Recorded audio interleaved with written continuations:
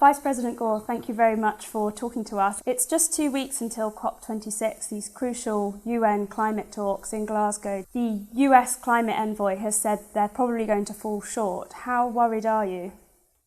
Well, I think there's a lot of momentum, and I think it's likely to increase. The president of my country, President Biden, has made a commitment to double the U.S. contribution to the climate finance that has long been promised to the developing countries of the world. And the president of China, Xi Jinping, has made a very important commitment to completely stop the financing of all the overseas coal plants. You have said that you're hopeful about China. It is the biggest polluter in the world, and it has also signalled that it may actually build more coal plants domestically, and we still don't even know if the president is going to be attending COP26. Is China holding the talks to ransom? I wouldn't put it that way at all. I would say that in my experience, China plans its work and then works its plan. And when China made its surprise commitment 1 year ago to reach net zero by 2060, many people were excited and pleased, but simultaneously disappointed that the date was so far out.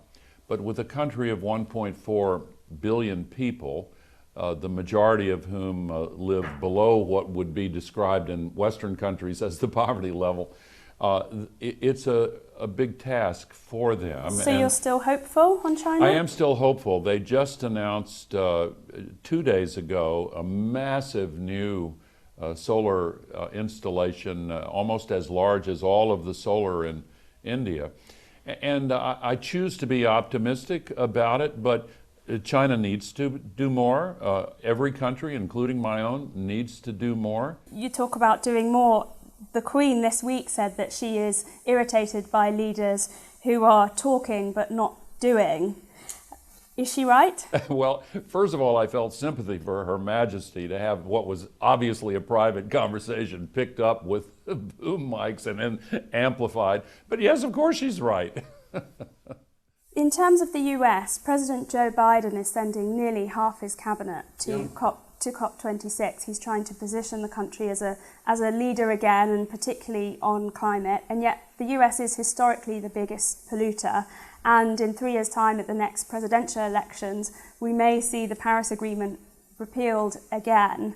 Why should anyone listen to the United States? Some 55 colleges and universities host young Republican clubs that have banded together to demand that their party change its position on climate. The young people are leading in my country and in every country now. And there is now a growing demand from the grassroots activists, regardless of political party. And I think that's going to make a big difference in the elections ahead. What are your worst fears for COP26?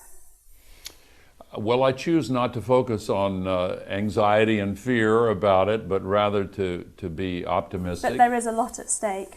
Well, the tensions between the U.S. and China on other issues have made it a little bit more difficult for the two largest emitters to be aligned as they were just before the Paris Agreement.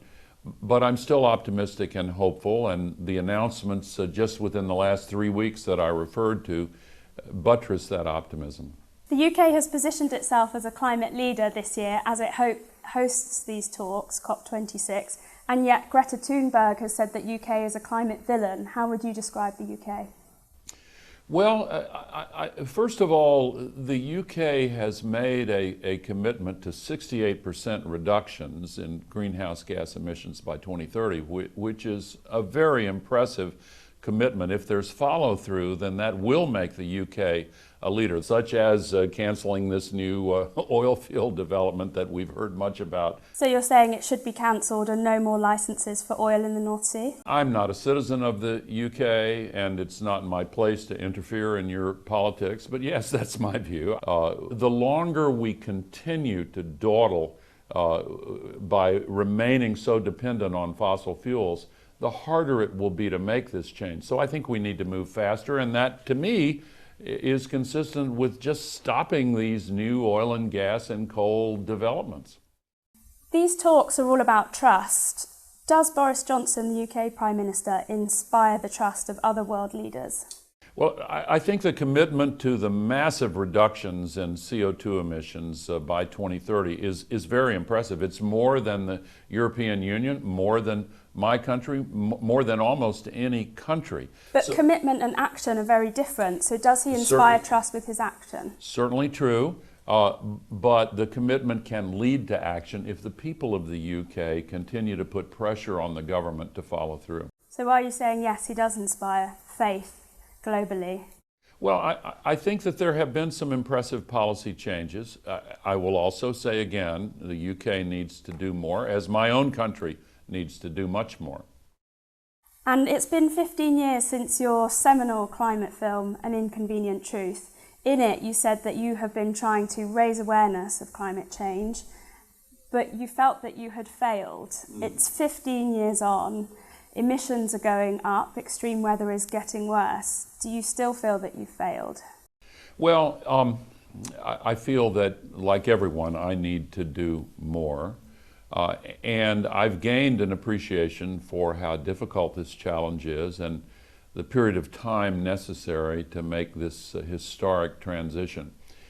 But I think the momentum that has emerged in the last several years since the Paris Agreement has been very impressive, and I'm more optimistic today than I was just a few years ago.